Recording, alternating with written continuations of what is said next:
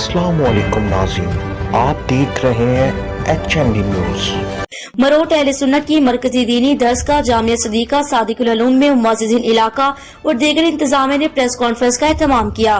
तफसीलात के मुताबिक मदरसा जामिया सदीका सादिकुल उलूम की इंतजामिया, ताजिर हजरात और मुअज़्ज़िज़ीन इलाका ने सहाफ़ियों से गुफ्तगू करते हुए हुकूमत वक्त से पुरजोर मुतालबा किया है कि मदरसा हज़ा को महकमा हज़ा के हरगिज़ हवाले न किया जाए। हमें जहाँ भी जाना पड़ा हर कोशिश से मदरसे जामिया सदीका सादिकुल उलूम को पहले ही की तरह चलाएंगे।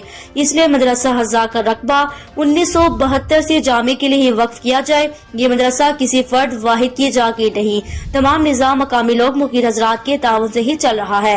2021 के इख्तिताम पर यह मदरसा 2,91,000 का मकरूज है। इसलिए हुआ कि तमाम दोस्तों की मशावरत से कुरान महफिल की बिल्डिंग बनाई गई।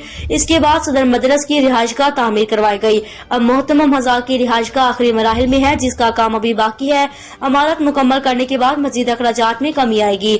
याद रहे, इस मदरसा हज़ा में तकरीबन 90 के करीब हिफाज कराम ज़ेर तालीम है। इसलिए बहुत ही प्यारे माहौल की मजीद बेहतरी के लिए ताजिर बरादरी, इंतजामिया कमेटी और दीगर मुअज़्ज़िज़ीन इलाका ने आला अफसरान से मुतालबा किया है कि हम किसी सूरत भी अपने मज़कूरा महकमा औकाफ के हवाले नहीं करेंगे।